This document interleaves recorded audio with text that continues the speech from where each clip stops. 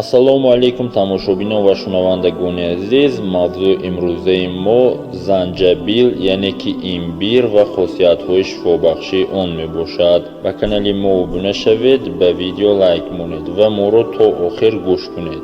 занҷабил бехрешаи гиёҳест ки ба решаи сабзи саҳроӣ монанд мебошад, вале аз он майдатар ва баргҳояш борику дароз аст.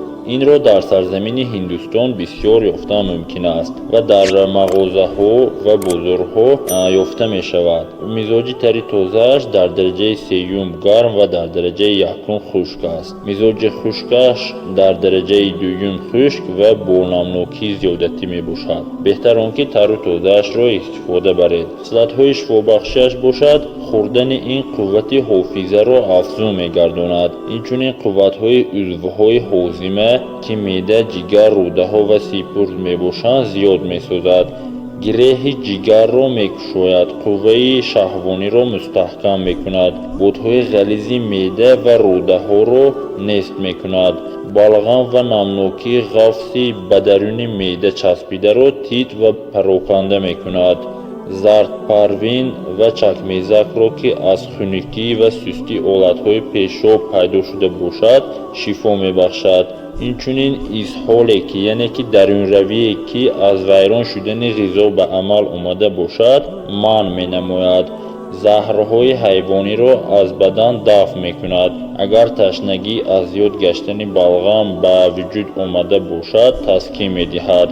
инро бо зардии тухми мурғи нимпухта ҳамроҳ карда бихӯранд, манӣ, нутфа ё ки спермаро гӯем зиёд мегардонад ва ғафсии спермаро таҳлил мекунад. занҷабилро дар даҳан нигоҳ доранд, ташнагиро ки аз ҷамъ шудани балғам дар меъда ба амал омада бошад, таскин медиҳад. агар инро майда карда гузошта банданд, узвҳоро қавӣ мегардонад. столбняк гуфтагӣ касалӣ ҳаст, ана ҳамонро ҳам сиҳат мекунад. бавосир яъне ки геморрои бодиро шифо мебахшад. дард ва варамро ки сабаби инҳо сардӣ ва афзудани балғам бошанд, дафъ мекунад. варами вабоӣ ва боди хояҳо, инчунин варамҳои дигар узвҳоро шифо мебахшад. агар ба ин баробари 2 миқдораш 1000 испандро ҳамроҳ намоянд, таъсираш қавитар мегардад.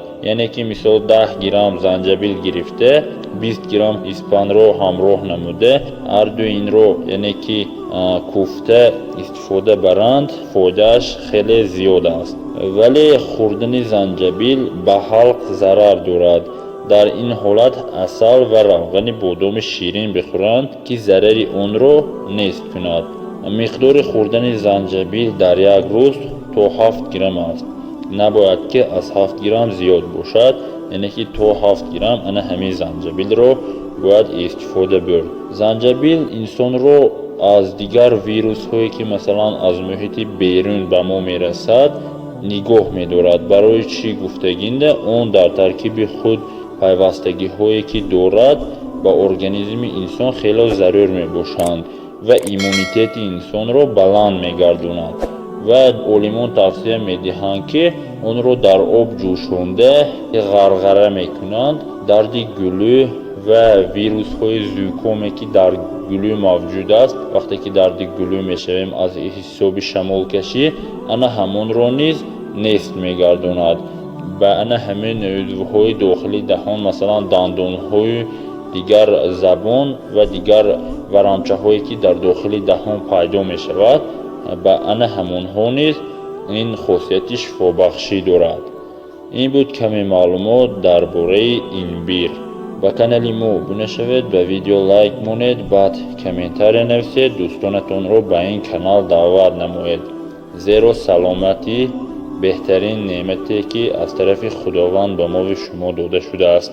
ҳамеша саломату саодатманд бошед. худованд дар паноҳаш нигаҳдор бошад.